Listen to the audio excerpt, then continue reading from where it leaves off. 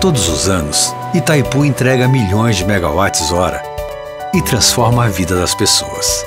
É a energia que está no sorriso da Aninha, na brincadeira do Caio, no trabalho do Paulo, na vida da Maria.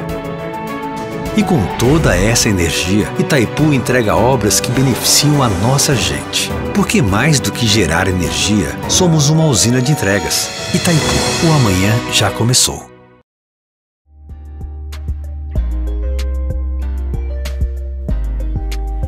Bem-vindos ao Diálogos de Fronteira Podcast, nosso encontro quinzenal para tratar dos mais diversos temas da região transfronteiriça do Iguaçu. Esse podcast é uma produção do Instituto Polo Internacional Iguaçu, em parceria com o Codetri, apoio da Uniamérica, onde estamos gravando, e patrocínio de Itaipu Nacional. Eu sou Peterson Gerlandi e hoje, dando sequência ao primeiro episódio que tratou da história do turismo na região, vamos falar sobre o presente do turismo trinacional e também do futuro. O turismo de compras, ecoturismo, turismo de massa são alguns adjetivos comuns quando a gente discute atividade turística na região. Considerando apenas as cidades de Puerto Iguaçu, na Argentina, Foz do Iguaçu, no Brasil, e as cidades de Hernandarias, Ciudad del Este e Presidente Franco, no Paraguai, são aproximadamente 40 mil leitos hoteleiros, mais de 40 atrativos dos mais variados tipos, sem falar na quantidade de guias de turismo, agências de viagem, empresas de eventos, lojas, bares e restaurantes e demais serviços que se beneficiam da atividade turística.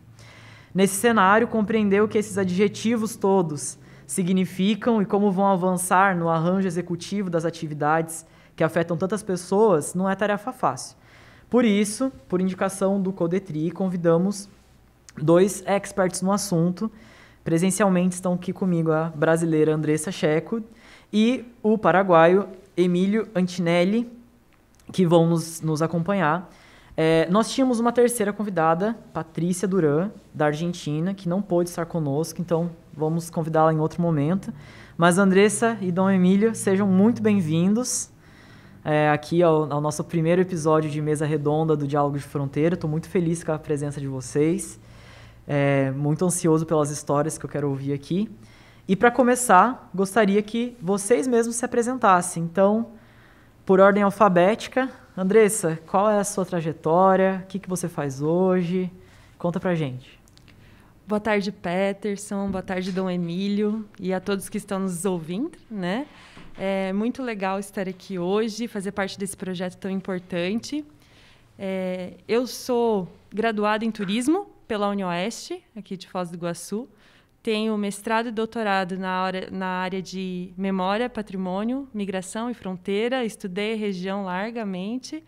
E agora estou finalizando o pós-doc também aqui sobre turismo e patrimônio na região. Fui durante muitos anos coordenadora de projetos no Polo Iguaçu e assessora na Secretaria Municipal de Turismo. É um prazer estar aqui hoje, espero poder contribuir aí com as conversas. E as histórias vão ficar por conta do Dom Emílio, né?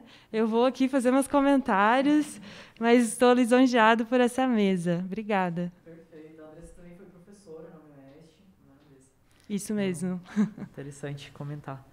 Muito bem, muito bem. E o senhor, Dom Emílio? Sí, yo soy Oscar Emilio Aquinelli Sartorio, de procedencia italiana, pero bien paraguayo.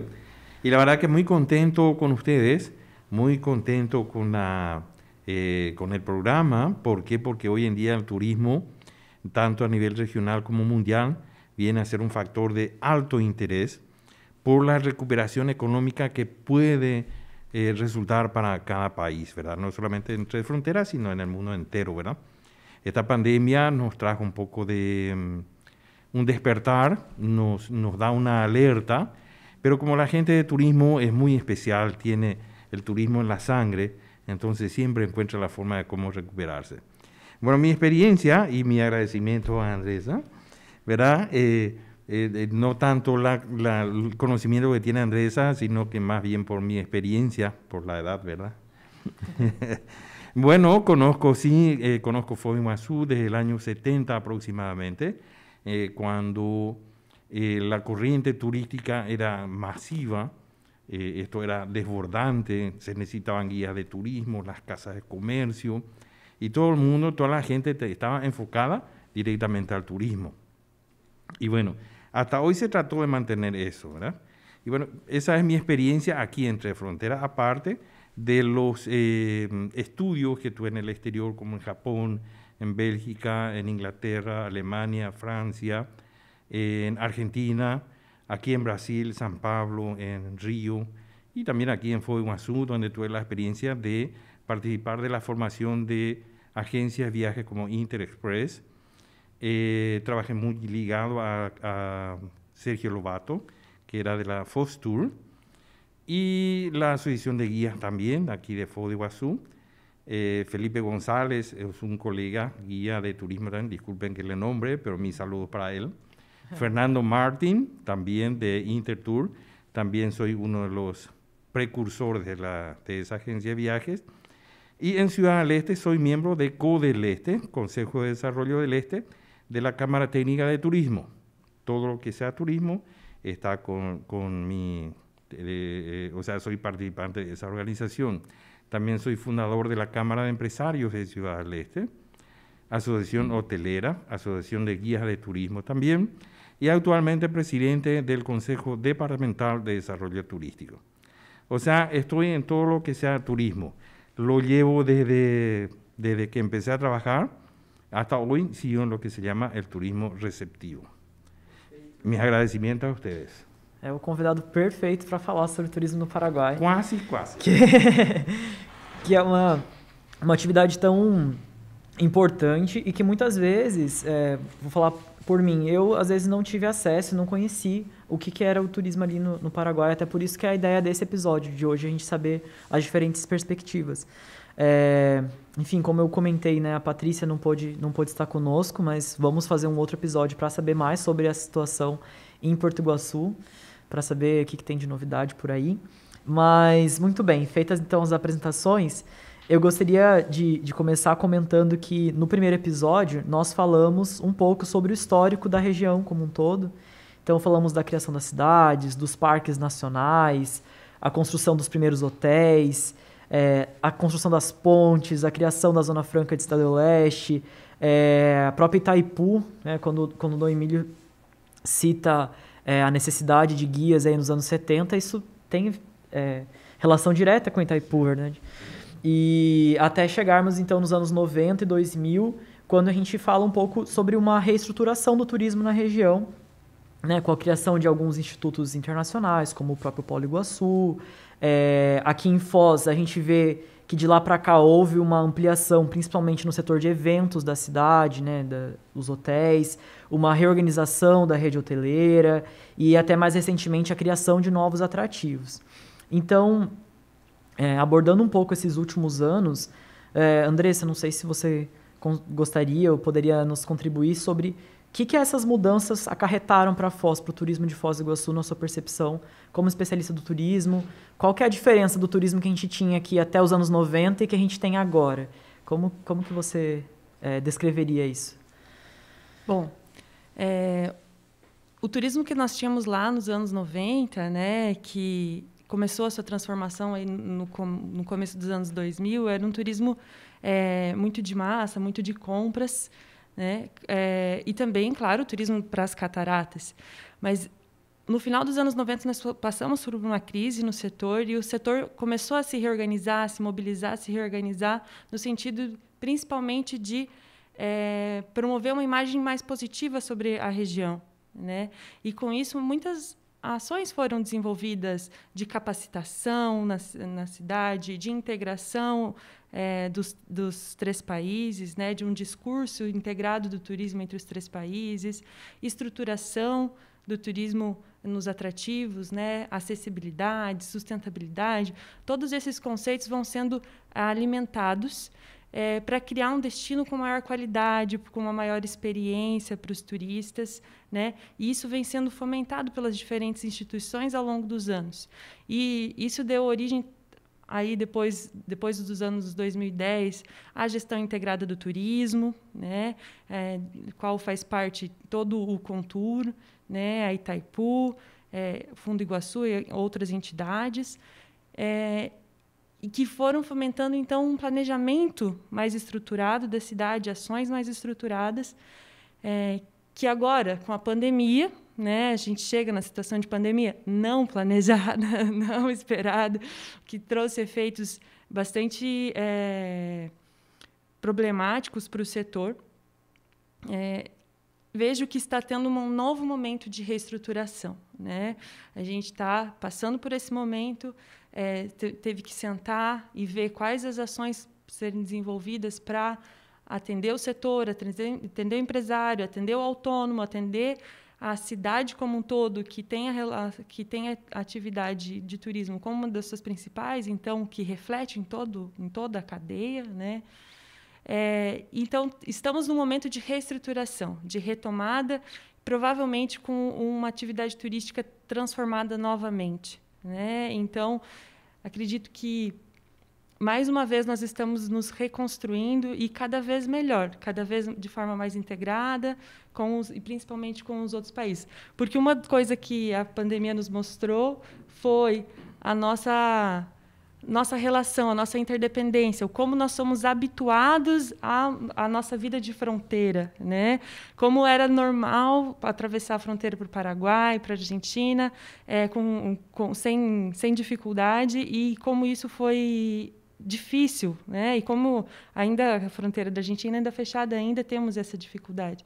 Então, o que era impossível aconteceu, né? A fronteira fechou e isso nos afetou grandemente. Então, isso reforça o nosso vínculo, a nosso sentimento de relação, de pertencimento com a região, de conexão, exatamente. Dom Emílio, nesses anos todos aqui em Foz, quantas vezes o senhor viu a ponte fechada? Varias veces. Várias vezes. Varias veces. Pero lo más lindo que fue cerrado cuando era para reparo. Ah, claro. Para reparación. Y creo que una parte estuvo a cargo de Itaipú, lado brasilero, paraguayo, algo así, ¿verdad? Bueno, no puedo alcanzar probablemente las palabras técnicas ¿verdad? De alta jerarquía cultural. Bueno, pero voy a hacer lo posible, ¿verdad? Para nosotros el turismo en Paraguay comienza en el año 55 aproximadamente, ¿verdad? Cuando empieza el sueño de las cataratas del Iguazú, ¿verdad? Tanto el lado brasilero como argentino. Empieza a ser un atractivo mundial. Como los vuelos, las conexiones no eran muy fáciles, etcétera, etcétera, Asunción es capital estratégica en Sudamérica, ¿verdad? Entonces se convirtió en un polo para llegar a las cataratas. Tal es así que los folletos de turismo decían Paraguay o Asunción, entrada a las cataratas. Sí. Por la dificultad, por la distancia de San Pablo llegar hasta Foz de Iguazú o Río, etcétera, que eran las principales ciudades con conexión mundial, era más fácil llegar hasta Asunción. Y de Asunción, el viajecito hasta Foz de Iguazú, ¿verdad? Empieza ahí más o menos la corriente turística. Perdón. Entonces comienzan las operadoras de turismo. Empiezan a organizarse. Una de las primeras empresas, hoy en día es una gran empresa transportadora de pasajeros, que sigue trabajando hasta hoy cada vez más grande, llegó a participar inclusive de circuitos internacionales, Argentina, Brasil, Paraguay, Uruguay, ¿verdad? Había un circuito que era que empezaba en Brasil, en San Pablo, y recorría toda Sudamérica. Y era como un circular. Uno podía tomar el ómnibus en Chile, en Santiago, podía tomar el ómnibus en Asunción o en Buenos Aires. Lo que sí, no paraba ese circuito. Ese desapareció hoy en día. Bueno, y ahí empieza la corriente turística en Sudamérica, los atractivos turísticos. Machu Picchu, eso del Perú, Bolivia, etcétera, eran atractivos, pero todavía ocultos. El atractivo naturaleza, era Cataratas del Iguazú. Entonces, Paraguay, Asunción, se convierte en entrada a las cataratas. Y de ahí que empieza una hermandad más unida en lo que se refiere a turismo receptivo. Se funda la Asociación Paraguaya de Guías de Turismo. ¿Por qué? Porque la venida inmensa, masiva de turistas, visitantes, interesados en conocer Paraguay porque era la puerta de entrada a cataratas y visitar cataratas, por supuesto, ¿verdad? Entonces se funda la Asociación Paraguaya de Guías de Turismo y nacen las operadoras de turismo. Tal es así que las combis brasileras eran las mayores y mejores transportadoras de turistas desde Asunción hasta Foz de Iguazú. Perfeito. Y estaban las combis que tenían 6 puertas. Tenían puertas a un lado y al otro lado. Sí. Sí, 6. 2 para pasajeros, 2 de pasajeros y después la puerta de atrás valijera. Hasta eso más había. O sea, era una combi especial, un poco más larga. Pero tenía 6 puertas. Y entraban, salía la gente por ahí, era una cosa simpática. Y bueno, en esa época había todavía en Foz de Iguazú, alrededor del centro, había todavía tierra. No había todavía asfalto, ¿verdad? Entonces había un poco de barro, había cierta... Igual, los turistas divertidísimos y felices por andar en el barro. Lógico, el que anda en la ciudad viene al barro y bueno, es otra aventura. O sea, era toda una aventura. Y Ciudad del Este, ni qué decir. Era un barrial tremendo, pero igual los turistas felices y contentos de venir. Era un descubrimiento para ellos, ¿verdad?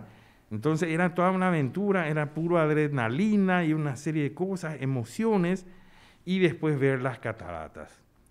Ahí ya cumplió su sueño el turista, el visitante, volvía feliz, contento a su país, y eso producía, ese era el mejor marketing. Y bueno, después aparece Itaipú, que es hasta hoy una de las fuerzas muy importantes, porque Itaipú no paró de contribuir, principalmente en Ciudad del Este, yo soy uno de los alumnos, participando de los cursos de formación, preparación, aguante, estímulos, cómo enfrentar la pandemia, etcétera, etcétera, pero todo a nivel enfocado al turismo, no parar. Y bueno, en eso, por ejemplo, Itaipú contribuyó muchísimo en organizar los cursos a través de la Asociación Hotelera, a través de la Asociación de Guía de Turismo y otras organizaciones, todas dependientes de Codel Este. En Foz de Iguazú trabajamos muy unidos con Codefoz. Bueno, siguiendo un poco la historia, participé de la fundación de Interexpress, una agencia famosa aquí de turismo receptivo en Foz de Iguazú. Y bueno, cuando eso, la avenida Brasil era todavía irregular, ¿verdad? Había una pequeña llovizna y ya con botas, paraguas y una serie de cosas, ¿verdad? No era fácil, pero era emocionante, era aventura pura, ¿verdad? Y bueno, y ahí viene el tiempo y ahí cada vez más unido con Foz de Iguazú y con Puerto Iguazú, Argentina, ¿verdad? ¿Por qué? Porque el atractivo mundial, las cataratas. Entonces Paraguay hacía de nexo para venir tanto al lado argentino como al lado brasilero, ¿verdad? Y bueno, así un poco la historia, y bueno, soy de Asunción, de la capital, pero me quedé en Ciudad del Este hace 28 años ya, fomentando, incentivando, creando gremios, asociaciones, etcétera, para que la fuerza que enfocada hacia el turismo tenga mayor vigor, mayor fortaleza, ¿verdad? Y bueno, hasta hoy seguimos en eso. Perfecto. Así es que les felicito por este programa. ¿Por qué? Porque es muy interesante traer un poco la historia para analisar el presente y enfocar el futuro. Muito importante. Eu, particularmente, estou aprendendo um monte com esse programa, a cada episódio, a cada leitura, a cada convidado que a gente tem trazido, tanto para os episódios aqui de Mesa Redonda, quanto para os episódios gravados.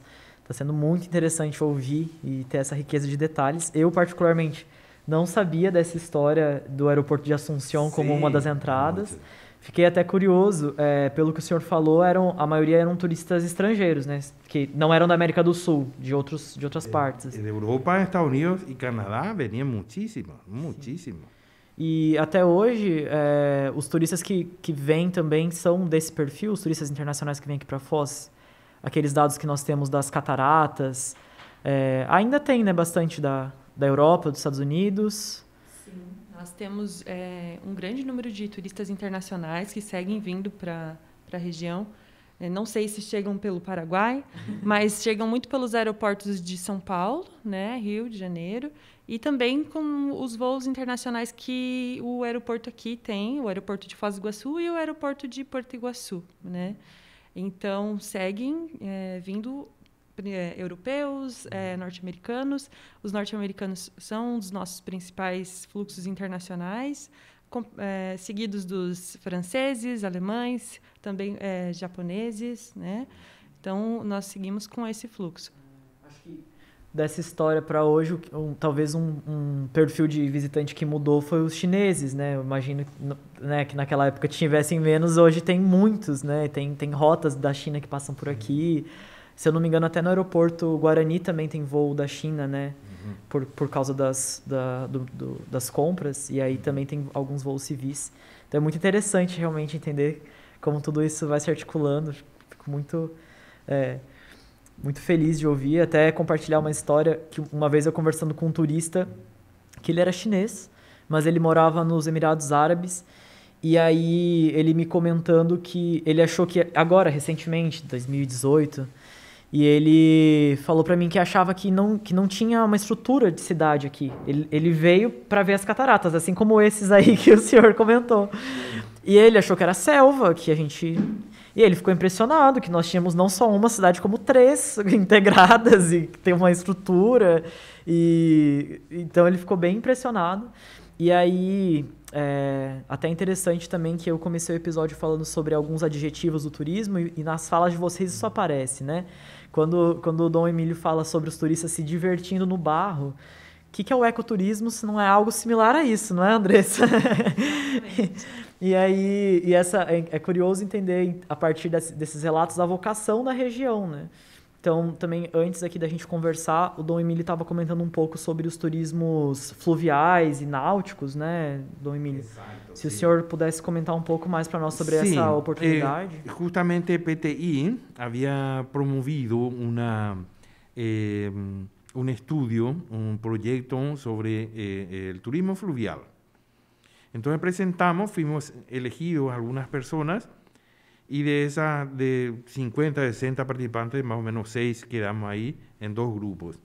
Y de ahí sale el turismo fluvial. ¿Qué pasa? Hoy en día el turismo está yendo más hacia la naturaleza, más hacia al agua, ¿verdad? Que tiene un efecto, así como las cataratas. ¿Por qué? Porque ese sonido impresionante que causa el agua, la caída de agua, es un sonido especial. Es un sonido encantador, hasta...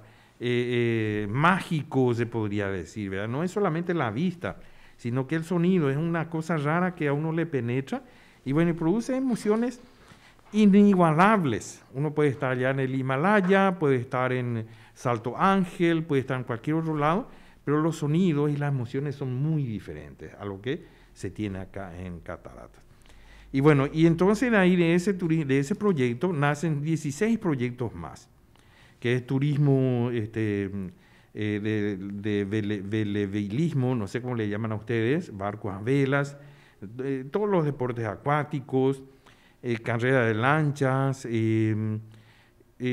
todo lo que sea acuático, ¿verdad? Y bueno, son 16 proyectos que están ahora a cargo del PTI de Itaipú para fomentar, incentivar, etcétera, etcétera. Ya sabrán ellos la dirección que le van a dar, ¿verdad? Yendo un poco más a la historia, sí, efectivamente venían, por ejemplo, japoneses. Aquí está el bosque, está una serie de parques protegidos, ¿verdad?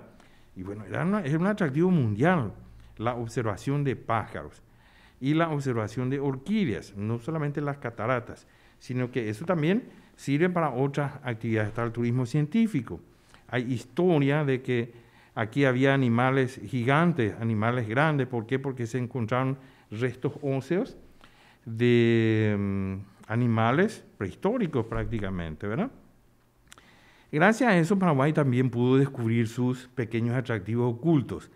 El famoso tahuá, en guaraní es un chancho salvaje, ¿verdad? Tahuá, similar, animal salvaje del monte. no sé cómo le llaman a ustedes, porco del monte, no sé cómo ha de ser, ¿verdad? Porco do mato, pero bien salvaje, bestia totalmente, ¿verdad? Y muy peligroso. Es un animal que si uno mira en internet, lo que sea, es un animal en extinción, es un animal prehistórico. Se extinguió, desapareció del mundo. Accidentalmente, unos visitantes americanos encuentran en el Chaco, porque vinieron a cazar palomas y qué sé yo, ¿verdad? Y encuentran ese animal en el Chaco, con fotografías y demás cosas. Unos científicos llevaron a Francia, por ahí hay muchos estudiantes científicos, y encontraron que es ese animal famoso desaparecido, ese animal prehistórico. Tal es así que crearon una fundación americana, se establecieron en el Chaco y hoy en día del tahuá desaparecido, hoy en día es todo un atractivo turístico porque hay como 1.500 por ahí. Sí, más o menos de esa cantidad que se reprodujo. ¿Por qué? Porque se los protegió, se prohibió la cacería, una serie de cosas. Hoy en día es un atractivo en el Chaco paraguayo. Bueno, eso es lo que nosotros en Codeleste y en la Cámara, en el Consejo Departamental de Turismo, estamos tratando de implementar que cada región descubra su atractivo. Tal así que hoy en día hay una excursión que es la excursión del tereré, el tour del tereré. Se sirve en el minibús, se sirve tereré, igual que el mate, como que le llaman el cimarrón que ustedes le dicen, verán, pero este es tereré, con remedios refrescantes, hay remedios naturales, las plantas, hay refrescantes y hay remedios que son tibios, no es refrescante, entonces no se pueden mezclar, por eso solamente los que entienden son los que te proveen ese tipo de yuyo, ese tipo de remedio. En Brasil hay mucho también. Pero nosotros le dimos el atractivo, ¿verdad? Entonces la gente curiosa quiere saber por qué el tereré tiene sus efectos, ¿verdad? Para el riñón, para el hígado y para no sé quién, para el corazón, para el amor y para todo ahí, ¿verdad? El yuyo, famoso yuyo. Y bueno, eso hoy en día es un atractivo turístico, como el chipá, por ejemplo. El chipá, este pancito con queso y demás cosas. Le digo yo pancito, así nomás, pero una cosa riquísima. Es verdad que hoy en día se está volviendo un atractivo turístico. Y la famosa sopa paraguaya. Ocurrió en muchos casos que los invitados, bueno, vamos a tomar sopa paraguaya. Y todo el mundo mirando en la mesa y no encuentran la cuchara, ¿cómo la llaman? ¿La collera? No hay eso, es solamente tenedor y cuchillo, ¿verdad? Y bueno, y viene el plato servido de la sopa paraguaya con un poco de ensalada y qué sé cuánto, y todo el mundo expectante y nunca tomó la sopa. ¿Por qué? Porque todo el mundo cree que va a tomar caldo. Pero a la sopa paraguaya es un pan hecho de millo, queso, cebolla y una serie de materiales, materia prima, muy interesante, riquísimo y altamente nutritivo, pero no dietético. No dietético. Y bueno, entonces tratamos de fabricar un poco nuestros atractivos turísticos también, ¿verdad? Y hacer un poco de que el turista que viene a Brasil también encuentre su atractivo en el lado paraguayo, no solamente compras, ¿verdad? Entonces hay una diferencia. Y en eso Itaipú está trabajando mucho con nosotros, con nuestras organizaciones de turismo, apoyando y fomentando y creando estructuras para que podamos tener más visitantes. Conste que existe la pandemia, pero ese es un tema muy aparte. Perfeito, perfeito. E do lado aqui de Foz do Iguaçu também a Itaipu patrocina algumas ações nesse sentido, né, de turismo de base comunitária. Até poderíamos chamar outras pessoas para falar sobre isso. Turismo na região oeste, né, Andressa? Tem várias ações de Itaipu. Particularmente uma que a gente conhece bem, que eu conheço bem, que a Andressa também conhece, é o PIET, o Programa Integrado de Educação em Turismo, que é um programa patrocinado por Itaipu esse ano, em que é executado pelo Polo Iguaçu. Então, eu estou coordenando esse programa atualmente, a Andressa já foi coordenadora, eu vou pedir para você falar um pouco sobre a experiência do programa, porque a gente está trabalhando também não só as ações que podem ser feitas para o turista, mas a percepção das pessoas que vivem aqui sobre o turismo, sobre a nossa região. O senhor bem falou, né, de transformar o Paraguai e os atrativos do Paraguai que não sejam só de compras, mas que tenham outros atrativos. E aí, por outro lado, nós precisamos também ter uma cultura da receptividade, da hospitalidade. E aí, Andressa, se você se sentir à vontade, puder falar mais para nós sobre essa cultura do bem receber e até para a gente ir entendendo como que isso se articula aqui na região, porque quando o senhor começou a falar das comidas, eu me lembrei muito do programa, porque é uma coisa que a gente trabalha esse material com as crianças nas escolas. E a gente traz muito isso, a questão da diversidade cultural aqui na nossa fronteira. Alguns atrativos já trabalham com isso, né? O Marco das Três Fronteiras no Brasil e na Argentina tem apresentações sobre isso. Então, Andressa, se você pudesse comentar com a gente mais um pouco sobre o PIET, sobre o bem receber aqui na região, que eu acho que o Dom Mário deu algumas pistas muito importantes para a gente pensar não só o turismo no Paraguai, mas na região como um todo, né? Sim, eu estou aqui fazendo anotações, porque são muitas coisas que vão sendo provocadas com essas falas, né? Eu vou falar um pouquinho de cada coisa.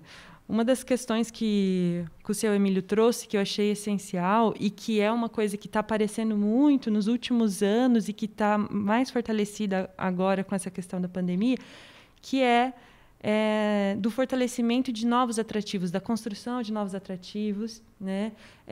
Da gente ir se percebendo as potencialidades, né? Valorizando o nosso patrimônio. E isso tem tudo a ver com a educação para o patrimônio, educação turística, né? A educação para o bem receber, a hospitalidade.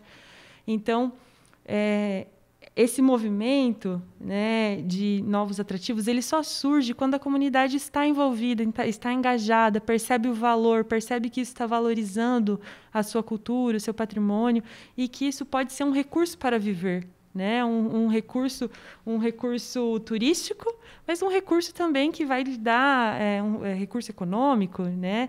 Porque tudo isso está atrelado.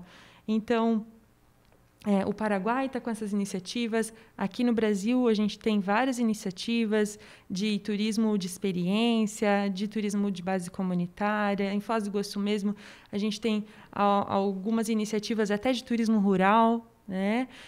Eu sei, porque recentemente tive uma conversa com um pessoal da Direção de Patrimônio de Porto Iguaçu, que em Porto Iguaçu também estão com várias iniciativas já de turismo de experiência, relacionada à gastronomia, relacionada ao cotidiano, né, aos usos e costumes, aos rios, né, às cachoeiras que a gente tem aqui na região, que muitas vezes a gente não aproveitava.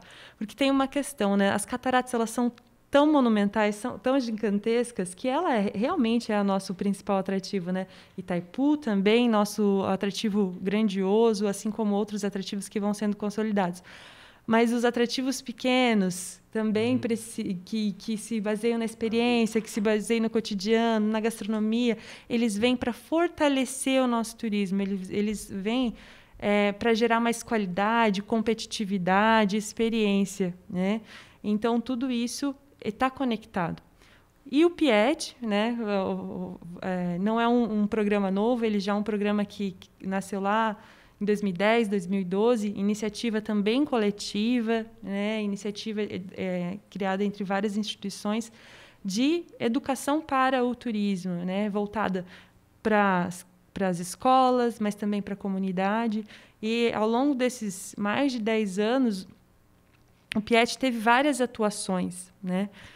Uma das principais atuações é na formação para professores das escolas públicas municipais, em parceria com a Secretaria Municipal de Educação.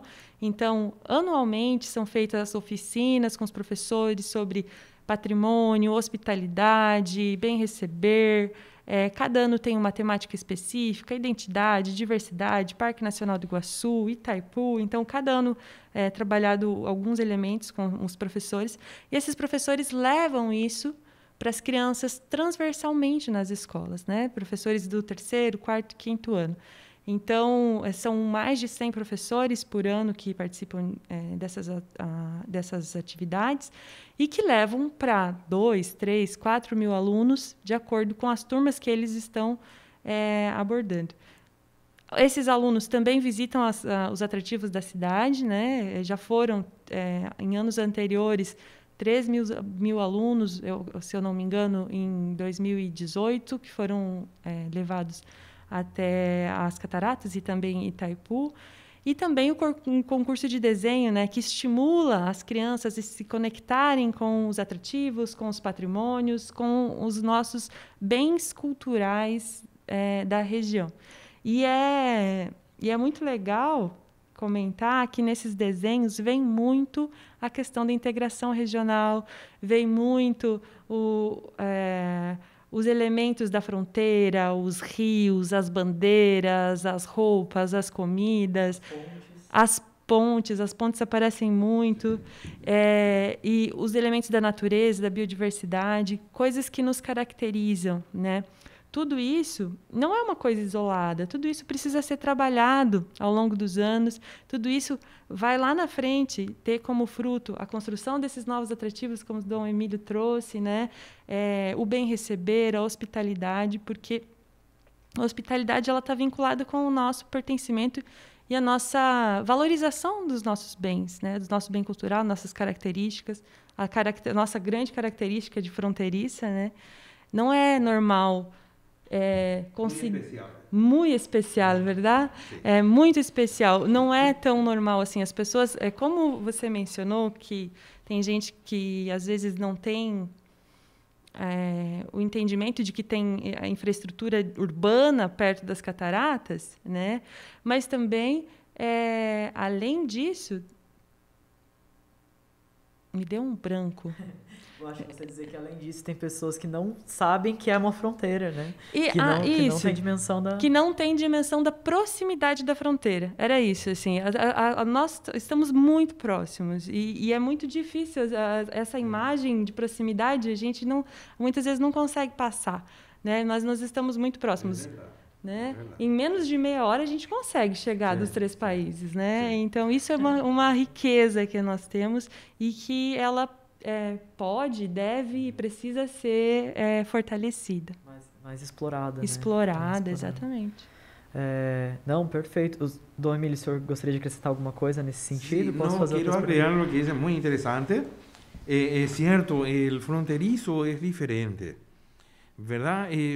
Siento yo así mismo lo que dice Andresa, uno de Asunción que viene a Ciudad del Este, enseguida se les nota. Y el que vive en Ciudad del Este, en frontera, cruza Foz y Mazo, entre nosotros notamos, ¿verdad? Pero el que viene a otro lugar no se da cuenta si uno es argentino, el otro paraguayo, el otro brasilero y demás cosas. Hay una convivencia muy especial. ¿Por qué eso? Porque las relaciones, el intercambio, ese trabajo día a día en todos los ámbitos comerciales, el cruce de frontera, los amigos que uno va teniendo, todo eso le da a uno una sangre especial, ¿verdad? Entonces, de repente, yo que soy de Asunción, hoy en día volver a Asunción no sé cómo me voy a comportar. ¿Por qué? Porque voy a estar perdido porque tengo la cultura fronteriza, ¿verdad? El comportamiento fronterizo, los cuidados, las atenciones, las amistades y una serie de detalles que le hacen a uno muy especial por ser fronterizo. Es muy interesante. Y eso también es importante. En el resto del mundo no hay 3 fronteras juntas, así como la nuestra. No hay. Yo experimenté, estuve ya en Estambul, en Turquía, por ejemplo, está que se divide en la ciudad el continente, un continente con otro. Pero ahí no se siente. Pero son 2 nomás. Y acá, sin embargo, uno entra a Brasil, uno entra al Paraguay, uno entra a la Argentina, y uno no se da cuenta en dónde está de repente. Si está en Brasil, en Argentina, no. Porque todos hablan el mismo idioma. Portugués o castellano, además, igual. Se habla todo y todo se entiende. Y bueno, y esas son las cosas importantes, esos son los atractivos mundiales que nosotros tenemos acá en esta región. Muy interesante. Muito interessante. Eu acho que eu até quero pontuar que no começo a gente não falou. Uma característica do que o Dom Emílio está trazendo é porque nós estamos aqui falando em português e castelhano e a gente está falando naturalmente, todo mundo se entendendo. Normal. Para mim esse é o suprassumo do programa, porque o programa chama Diálogos de Fronteira. Sim. E ele é uma iniciativa, é uma releitura de uma série de eventos que aconteceram entre 2008 e 2013, que eram charlas, palestras sobre a fronteira. E agora ter a oportunidade de trazer uma mesa redonda, pessoas de diferentes lados da fronteira, infelizmente não temos o terceiro aqui hoje, mas em próximos episódios teremos, para falar em português e espanhol eu fico muito feliz. Eu fui estudante da UNILA, né, compartilhando aqui minha vida pessoal. Eu sou estudante da UNILA do mestrado, Universidade Federal da Integração Latino-Americana, e quando eu tinha 17 anos, o meu sonho era esse mesmo. Eu falei, nossa, eu vou para a universidade em que eu vou poder falar diferentes idiomas, eu vou ter colegas, etc. Isso era super interessante. E aí agora, já adulto, poder promover isso novamente, ver essa integração e perceber na prática como que se dá essa identidade da fronteira, né? Porque ela se expressa não só no dia a dia nosso como pessoa, mas na própria construção dos atrativos, do que é interessante, o que não é, o que pode ser explorado, o que não pode. É muito interessante. E também como estudante aí dos temas de fronteira, a gente sabe que a fronteira é um território que não é simples de se ler e nem de se viver. Então, muito isso que o Dom Emílio traz, eu acho que é isso. Você precisa ter experiência, tempo de experiência nesse território para entender tudo que ele representa, suas contradições, suas complementariedades, convergências, divergências. Porque nada aqui é simples, né? Você não pode falar... eu estava conversando recentemente com um amigo do mestrado e eu falei... Tenha calma, as coisas na fronteira não são o preto no branco, como uma folha de papel. As coisas são mais borradas, então, e é nessa encruzilhada que a gente se encontra, né, nessa identidade. Eu acho que, nossa, a gente poderia falar muito mais sobre isso, e ter o próximo episódio, inclusive, é sobre identidade da fronteira, então a gente vai poder se aprofundar. Mas aí, voltando ao tema dos atrativos, vocês dois falaram algumas coisas, e a Andressa tem uma outra experiência que eu não sei se ela poderia compartilhar. Lá no Polo Iguaçu, nós trabalhamos há algum tempo com um observatório de turismo, em parceria com a prefeitura, né, alguns anos atrás. Tiveram algumas iniciativas de observatório internacional e etc. E a dona Andressa tem uma trajetória que é ir até os atrativos para conseguir os dados desses atrativos. Então, não é, Andressa? Então, a Andressa é a pessoa que já foi de salto alto, de taco alto, em saltos mondaú, para conhecer aí. Então, Andressa, eu acho que você pudesse relatar um pouco dessa experiência de buscar esses dados, porque ao mesmo tempo que temos essa identidade, também temos algumas dificuldades aqui na fronteira, e os dados são uma delas, né? A gente tem uma dificuldade de ter dados integrados aqui, isso é uma coisa que eu mesmo estou falando como pesquisador, assim, nós sabemos. Andressa, conta pra gente um pouco desse desafio que foi. Vamos lá. Antes que diga nada, Andrea, eu digo Nossa Senhora. Nossa Senhora. E em guaraní seria Ñandeyara. Ñandeyara. Sí. Y en castellano es, bueno, Dios mío, todo lo que hizo Andrés para conseguir datos en el propio... Bueno, esas son las grandes experiencias, Andrea. Claro. Sí. Eso es llevar en la sangre, eso después ya no se te despega más. Sí. Isso mesmo. Antes de que siga Andrés, quería decir lo siguiente, que nosotros estamos culturizando mucho a los jóvenes y estamos tratando de que los países no se hable más de que estamos divididos por el río Paraná o el río Iguazú o lo que sea.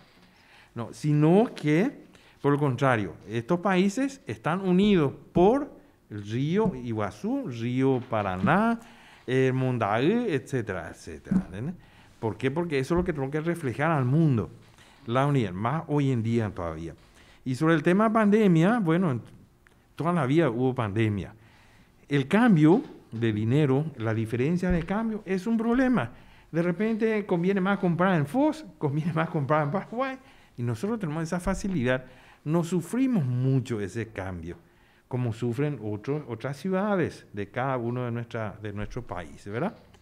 Acá no, acá se soluciona el problema. Hay problema en Foz, vamos a Puerto Iguazú, vamos a Paraguay. Ahí se soluciona. Nós temos a habilidade de converter problemas em soluções, em formas de lidar. Exactamente. Sí. Por eso, el turismo hoy en día cuando hay este tipo de efectos mundiales, económicos, sociales, políticos, etc., el turismo es el que más resiente, el que más rápido resiente. pero el que más rápido se recupera. El que más rápido. ¿Por qué? Porque la gente que está en turismo es tan especial que se sacude rápido y pum, ya directo al enfoque. ¿Es así o no, Andresa? Perdón, Andresa, te quité tu turno. É assim nomás. Não, então, comente para nós essa experiência, que eu acho que é muito valiosa. Poucas pessoas... Eu sei porque eu tive de perto vendo essa aventura, mas até falar sobre essa questão dos dados e como é importante a gente ter essa noção, essa dimensão aqui trinacional, né? Se você pudesse comentar. Bom, como o Peterson disse, ao longo desses anos, né, com o objetivo de fazer um diagnóstico, né, de trabalhar de forma conjunta, de conseguir fazer previsões, né, algumas instituições, né, tiveram algumas iniciativas. Porto Iguaçu se uniu, Cidade do Leste se uniu, né, várias entidades. A gente teve reunião nos 3 países, em várias cidades, e na busca de conseguir ter dados organizados e atualizados dos meios de transporte, dos meios de hospedagem, dos principais atrativos, das agências, das rodoviárias, assim por diante. E nesse caminho, várias pessoas vão contribuindo, né? Mas é essencial a sensibilização dos portadores dos dados, né? Vamos dizer assim. E esse convencimento muitas vezes é pessoal, né? Não é uma coisa... ele é pessoal, é ir conversar com um por um, né? E eu fiz esse exercício. Já fiz nesse exercício tanto no turismo quanto na educação também, né, Petros? Então, nisso foi muito, muito rico visitar atrativo por atrativo, visitar os aeroportos, visitar as rodoviárias, conhecer como que isso funciona. Por exemplo, as nossas rodoviárias, elas funcionam de forma completamente diferente, Brasil, Paraguai e Argentina. Cada uma tem, como o seu Emílio disse lá no começo, as legislações são muito diferentes. Então, a gente não tem um dado padronizado. E aí, quando... Não tem. E aí, quando fala de qual é o número de visitantes da região trifronteiriça, né, das nossas cidades, eu consigo levantar dados de visitação do Parque Nacional no Brasil, dados da aduana da Argentina, coisa que nós não temos aqui no Brasil, e dados da Argentina, do Paraguai, de alguns atrativos, como Itaipu, e também alguns dados da aduana, só que os dados da aduana do Paraguai não registram as pessoas que vão só à Cidade do Leste, né? Eles registram só pessoas que entram como turista para frente da Cidade do Leste e assim por diante. Então, nossos dados eles não são padronizados. Então, houve aí durante muito tempo e ainda tem uma necessidade de construção de metodologias compatíveis, porque os nossos dados precisam conversar, eles não conversam, né? Porque a gente tem legislações diferentes, práticas diferentes, então registros diferentes, né? Então, esse é um exemplo. As rodoviárias, diferente, é tudo diferente, gente. Acho que uma coisa que é mais padronizada é o que é já mais padronizado. Por exemplo, os aeroportos, né? Os aeroportos já seguem um fluxo internacional. Então, os padrões internacionais, os 3 aeroportos, os dados são compatíveis. Temos uma coisa compatível. E assim por diante. E aí, os grandes atrativos. Mas, conforme as coisas vão andando, infelizmente, muitos empreendimentos não nos dão os dados, né? Isso dificulta o diagnóstico, dificulta o planejamento, dificulta a gente construir um mapeamento da região, né? Então, se tem uma coisa que eu quero dizer aqui por favor, nos passem os dados. Claro, brincadeira. É uma brincadeira. Não, muito importante. Mas muito importante. Com esses dados a gente consegue Sim. saber quais são as nossas potencialidades, né? Saber se o nosso turista, o nosso visitante é família, é de negócios, é de eventos, qual é o segmento que está vindo, qual é o segmento que a gente não está recebendo. Então, aonde que vale a pena investir, qual é o voo que a gente está precisando, qual é a linha da rodoviária que a gente está precisando ampliar. Em que época vem cada perfil. Em que época que vem cada perfil, exatamente. Então, esses dados, eles são essenciais para a gente conhecer melhor o nosso destino, um destino que eu estou falando, trinacional, né? Os 3 países, o mapeamento dos 3 países juntos, que aí, como o Dom Emílio trouxe lá no começo, os nossos turistas vêm de Assunção, eles não vêm só de São Paulo, os nossos turistas vêm de Porto Iguaçu, e a gente compartilha esses turistas, então a gente precisa dos dados dos 3 países, não tem como. A gente, até quando pensava numa pesquisa de demanda, falava assim, aquela pesquisa, na verdade, com novas tecnologias, uma pesquisa de mapa de calor, então a gente ia perder o calor durante o dia se a gente fizesse só do Brasil.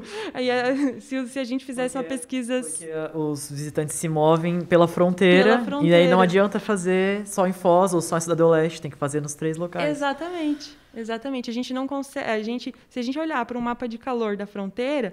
e a gente pegar só um dos 3 países, a gente vai ter uma lacuna, 2 lacunas, né? Se a gente pegar só um, a gente vai ter 2 lacunas, porque o fluxo ele é entre os 3 países.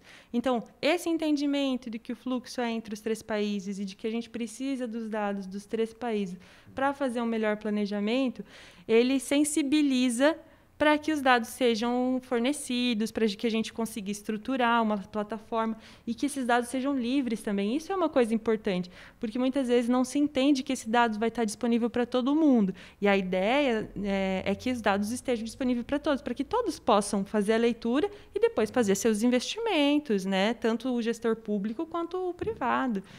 É isso. Muito interessante. Ideal. Legal. Muito. E ela não contou a história de Salto Mondaã, mas... Não, tá bom. A história de Salto Mondaã é que eu não estava indo para lá, eu fui no aeroporto, na rodoviária, e aí no caminho surgiu a oportunidade de ir até o Salto Mondaã. Eu não estava com um salto tão alto, era um saltinho, mas ao chegar lá, eu fui convidada para visitar o salto. Sim. E eu fui, né? Eu fui porque eu também sou um pouco aventureira. Não vou dizer que foi muito fácil, porque eu desci tudo de salto alto, mas foi muito bom. E isso tem essa questão, ela é muito nossa também. Nós somos muito receptivos. Isso foi lá no Paraguai. O Paraguai é extremamente receptivo. Eu cheguei lá e fui recebida de braços abertos, né? Não, vamos lá, vamos conhecer, o que você precisa.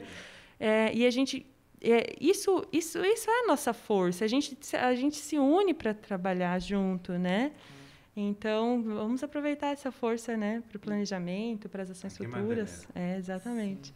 E aí, para quem está nos assistindo, nos ouvindo, só explicar o que é os Saltos Mondaã. São a hermanita menor aí de las Cataratas, verdade?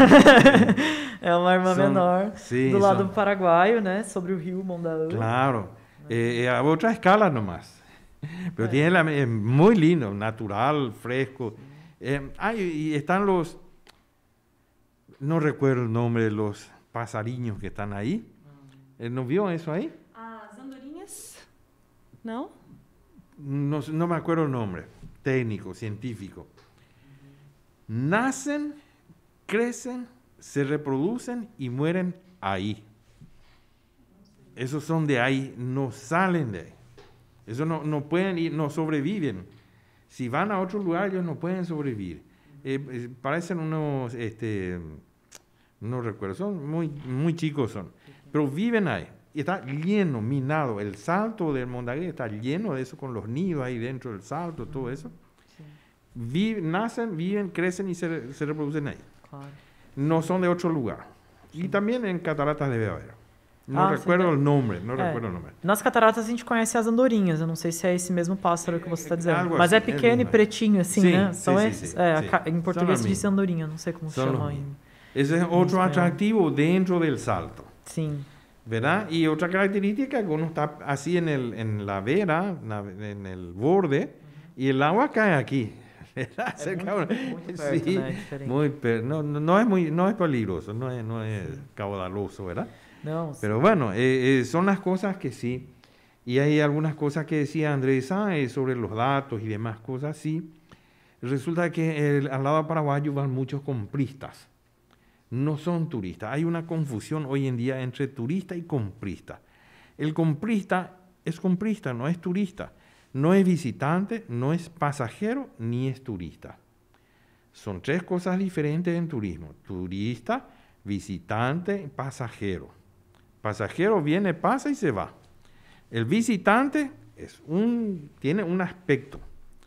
Y el turista sí es el que todos queremos, ¿verdad? El turista que se quede una noche, 2 noches, venga a mirar, gaste su dinero, etcétera, vaya al casino, vaya, lo que sea. Ese es el turista. El visitante viene para curiosear, mira, no gasta nada, apenas paga el hotel, ahí se va, ¿verdad? Y el comprista es el que solamente compra, que es comerciante, viene a comprar para hacer negocios. Ese es otro, ese no es turismo. Ese es un engaño, ese no hay, no existe. Solamente acá en Tres Fronteras hay, pero no es turista, porque no consume hotel, no consume nada. Solamente viene, compra y se va. Essa é outra coisa, ¿verdad? Não. A importância da gente fortalecer o destino para que a gente tenha turistas de qualidade, claro, né? E qual sim. turista que a gente quer atrair para o destino? Isso é muito importante, claro, porque isso também reflete na saúde das empresas, totalmente, né? sim. Isso é uma Assim questão mesmo. bem interessante. E aí está também a importância de ter pessoas expertas em turismo, né? Que aqui a gente tem de sobra. Na nossa região nós temos muitas, para entender justamente essas diferenças, né? Conceituais, não é simples de fazer também, não é só fazer, não é só começar, não é só abrir. Há uns anos atrás eu estava até lendo uma pesquisa que não era sobre turismo, mas sobre o motivo das empresas fecharem. E a maioria das empresas, pequenas empresas principalmente, pequeno porte, ou microempresas, elas fecham por falta de planejamento. Então, às vezes a pessoa tem aquele ímpeto empreendedor de começar um negócio, mas não consegue alavancar porque não se planejou antes, não pesquisou antes, não entendeu.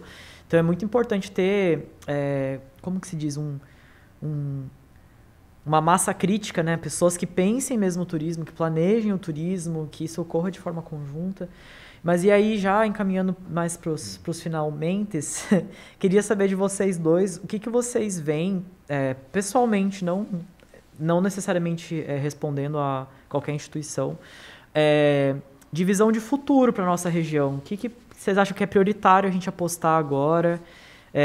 Falando um pouco já de retomada da pandemia, mas independente da pandemia.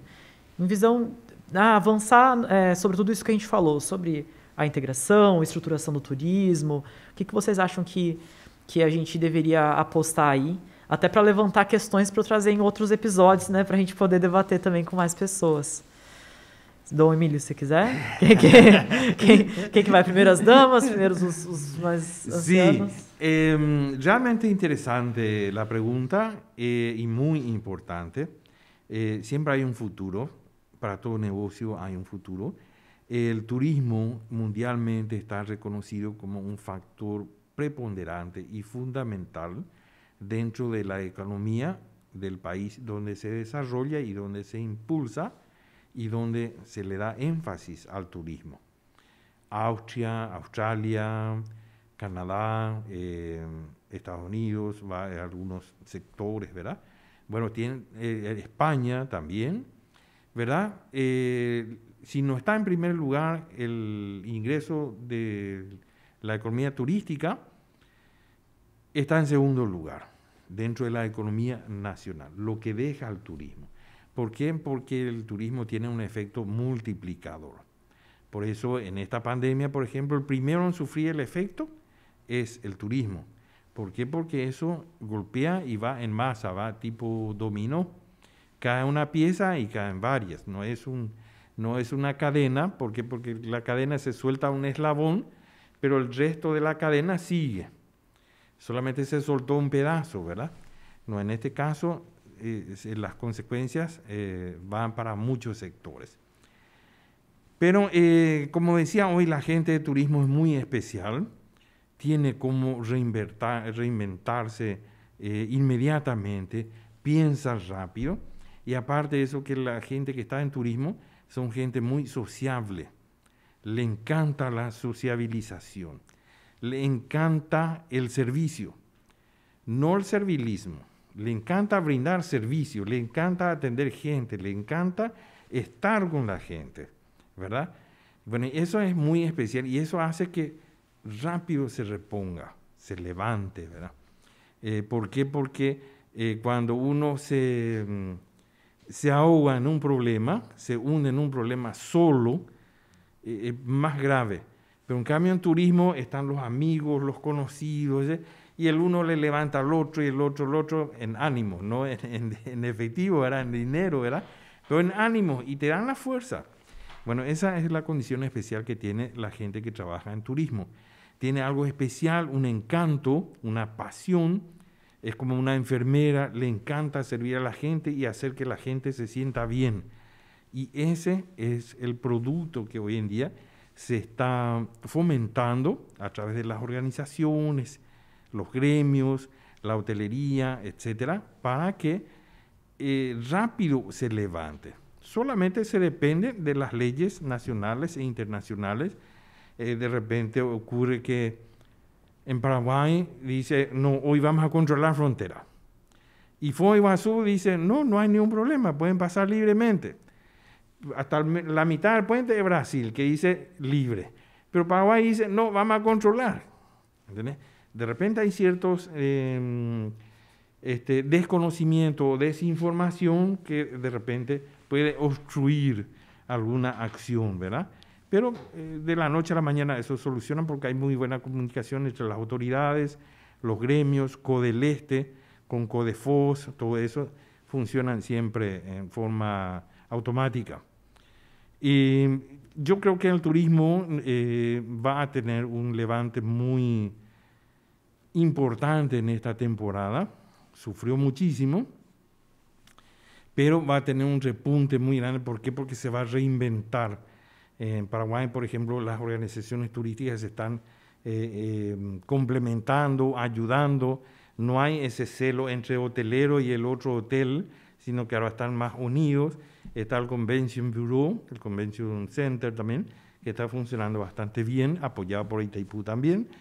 Y bueno, todo eso hace que esa estructura, el engranaje que hace al turismo, funcione en forma inmediata y capaz que vuelva a ser un factor muy preponderante en la economía regional. Essa é minha óptica. Essa perspectiva. E para você, Andressa, o que é o futuro do turismo internacional? Eu compartilho das questões levantadas por Dom Emílio e, a partir dessas questões, reforço a importância do trabalho integrado, né, de uma gestão democrática, né. Eu estou aqui, o Dom Emílio estava falando, eu estava lembrando da importância da paradiplomacia, né, das relações locais, porque nós estamos em 3 países, nós estamos distantes das nossas capitais, né, e a gente responde a legislações diferentes, mas aqui na fronteira a gente acaba precisando resolver algumas questões localmente, né? Justamente para que o fluxo se mantenha, para que as empresas consigam trabalhar, vários acordos são feitos, várias reuniões de trabalho locais são feitas. E então, para o futuro do turismo aqui na região, eu vejo que esse trabalho ele precisa continuar nesse formato, que essa gestão de forma integrada precisa se fortalecer.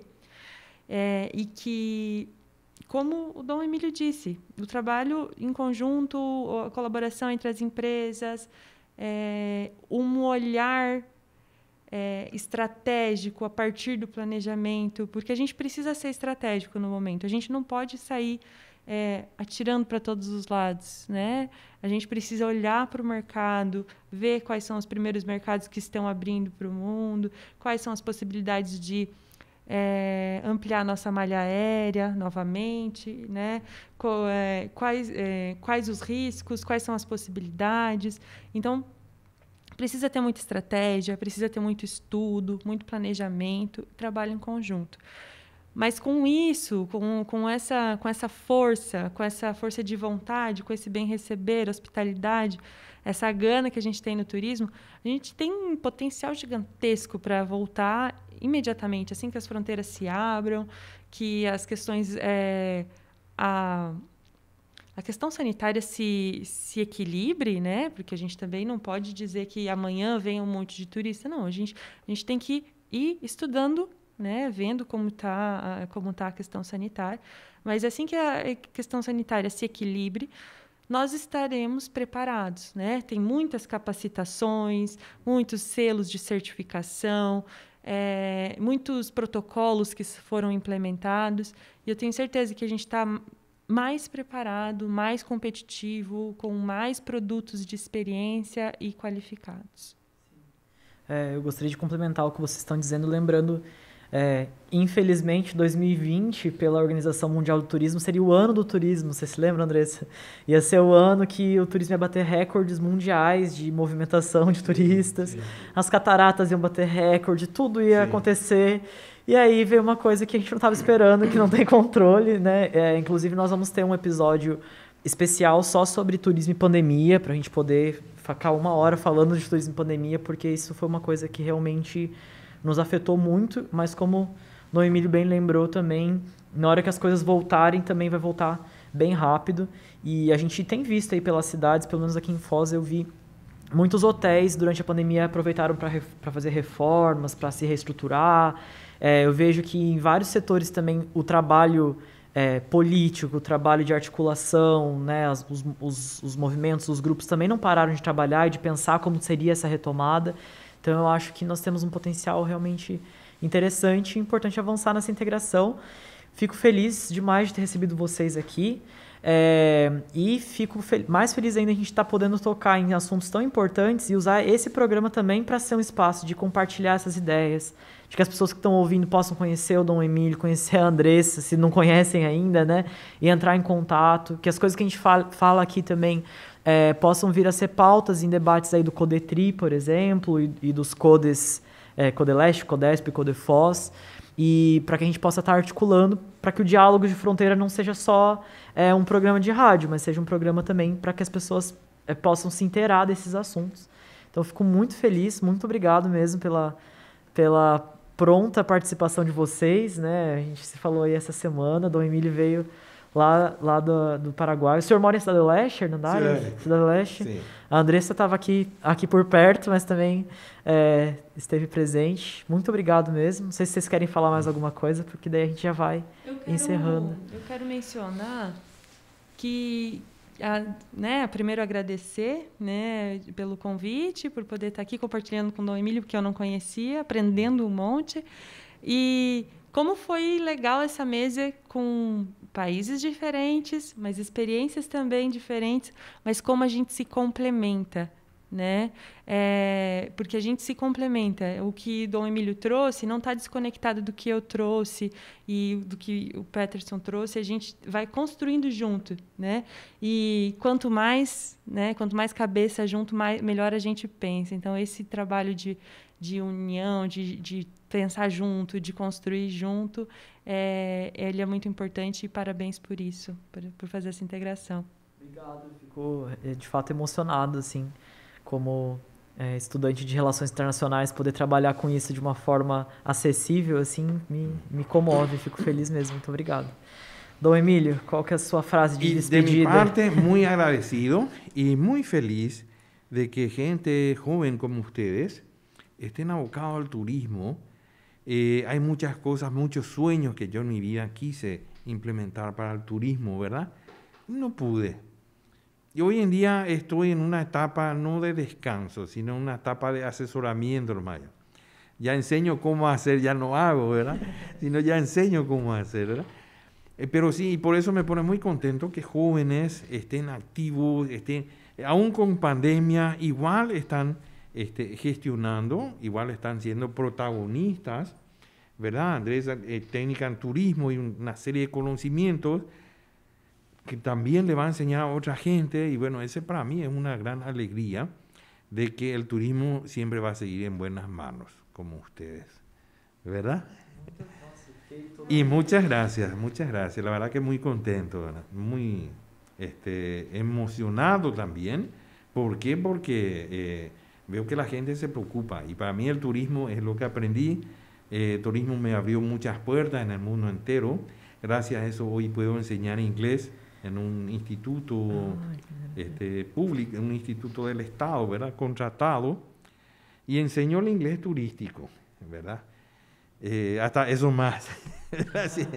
Y bueno, es lo que aprendí, ¿verdad? Desde ordenanza, ¿cómo que le dicen ustedes? El office boy, desde ordenanza, cadete. Ya empecé en una agencia de viajes. Entonces yo muy adentro de eso. Entonces estoy bien relacionado con Itaipú, con la Senatur, con la Secretaría de Turismo, tal así que ellos me insertan Q del Este, y bueno, en muchas organizaciones de turismo y también comercial de Ciudad del Este. Ese es mi aporte. Así que les felicito e les agradezco também. Eu me sinto honrado de ter te conhecido, de o senhor ter aceitado e vindo. Fiquei arrepiado enquanto o senhor estava falando. E acho que é interessante uma coisa que eu percebi que nós três temos em comum, com certeza não é a idade nem o país, né? Mas é que nós três estamos aí por várias coisas, né? Eu também costumo dizer que eu acabo usando vários chapéus, porque eu estou trabalhando em várias frentes diferentes. E isso acho que é outra característica da fronteira, né? A gente tem que estar nos lugares, porque não é um lugar só, né? Então a gente precisa conhecer todas as pontas, assim. Fico muito feliz. Então, muito obrigado mais uma vez. Vamos ver como serão os próximos episódios. Espero que vocês também possam contribuir com os próximos, indicando outras pessoas para os próximos temas. Fico muito feliz. Então, temos mais um episódio do Diálogos de Fronteira. Eu sou Peterson Gerlandi. Esse episódio foi produzido e roteirizado por mim, com edição de som de Vinícius Boita, que esteve aqui ao meu lado durante todo o episódio. Patrocínio de Itaipu Nacional, como já havíamos mencionado no começo. E com o apoio do Codetri e da Uniamérica, que é o local onde estamos gravando esse podcast. O Diálogos de Fronteira vai ao ar a cada 15 dias pelo Spotify e Deezer e algumas outras plataformas. Uma vez ao mês vai estar no YouTube. E é o podcast que fala sobre a região fronteiriça mais movimentada da América do Sul. Então, vem fronteirizar com a gente. Esse foi o nosso segundo episódio.